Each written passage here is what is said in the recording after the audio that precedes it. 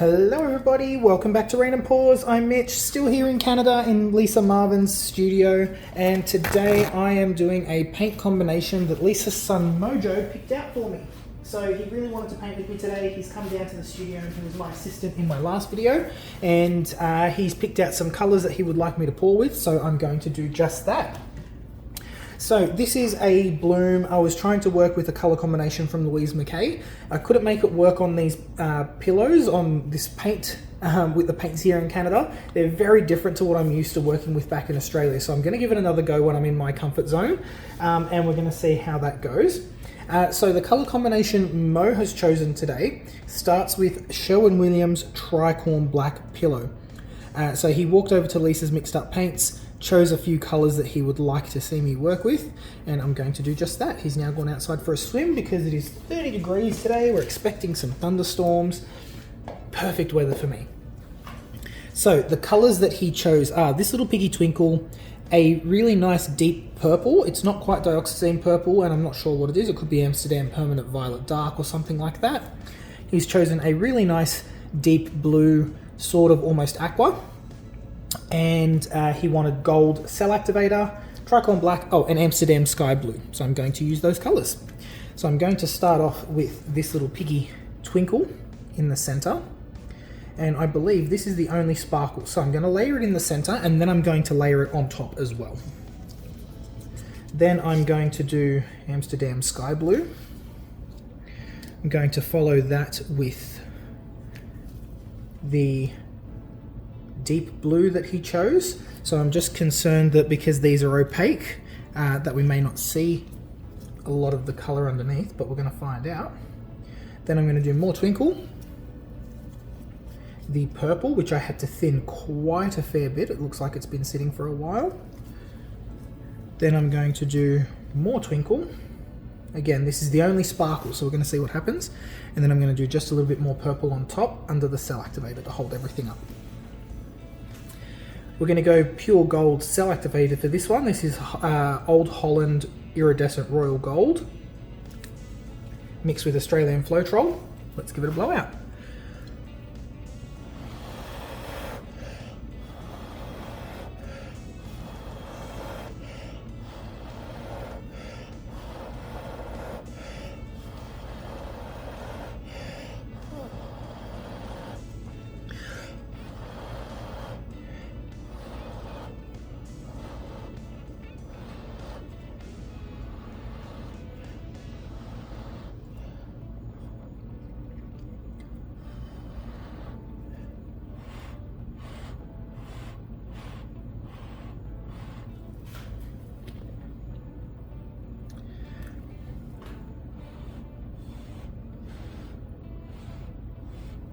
And I think Mo is a genius colour combination picker because this is fantastic. So I'll give you a real good close-up of this at the end. I don't normally do close-ups of my paintings like this, but this is just awesome. Just trying to blow out that cell activator in the middle. I didn't do my usual spread blow, so I've just blown out petals, but let's see what this looks like.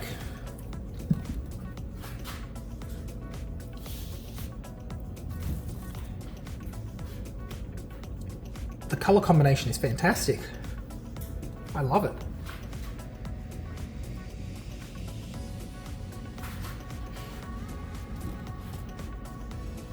So if you'd like to buy any of the Little Piggy pigments, so in this case the Little Piggy Twinkle, if you'd like to buy any of the Little Piggy pigments or the mixing sticks that I was using in this video, you can get those at fluid-art.co. And if you want to learn how to do this technique, you can take the Shelee Art online e-course at sheleeart.com.au. Use my code SheleeArt15mgrimer for 15% off at the checkout. All the links and codes are in the comment section below in the description.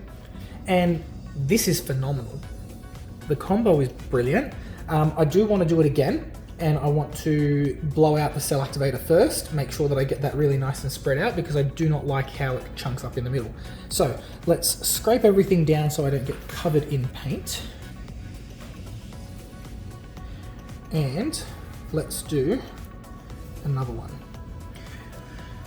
All right, so I'll just wipe my hands up. Okay, tricorn black. Let's go with that. Just going straight over the top. Whoop, that was a big old gloop that I got to get out. Lucky I caught that. Where's my skewer? Here we go. That's the other thing about these paints is they go really, really gloopy and yuck. And if you don't catch them, they will ruin your painting. I think I got them all. Nothing's coming up. We'll find out when we bloom. All right, let's do that same layering again because that worked out really well. So This Little Piggy Twinkle, followed by Amsterdam Sky Blue. Then I'm going to throw in another blue. This is like an aqua green light, just a little bit of that. Followed by this deep color. I actually think this is Golden Cerulean Blue Deep, which is one of the colors we were using at the cottage the other day. Go with a little bit more twinkle. A little bit of the purple that we don't know which purple it is. A little bit more twinkle. And then a little bit more purple to finish up under the cell activator. Keep it nice and juicy. All right, go purely with the gold. I'm going to blow out the center first like I normally do, and then see what we get.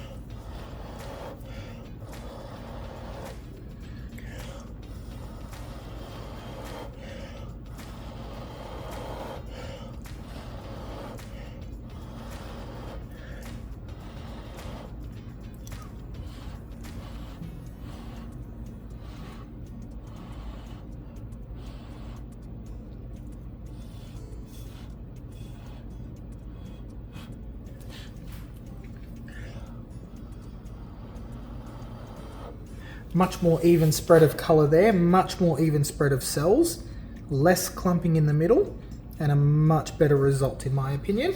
Much happier with this one.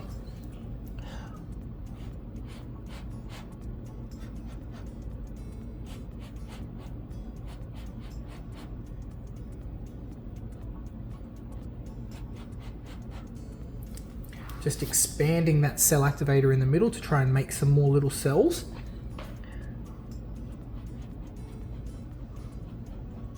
Just gentle puffs. So the whole idea of cell activator is that you want to break the surface tension of the cell activator, and that's why the thickness of your layers is really important.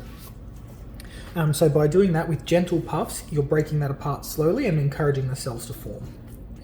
All right, let's get it nice and centered. Give this a spin.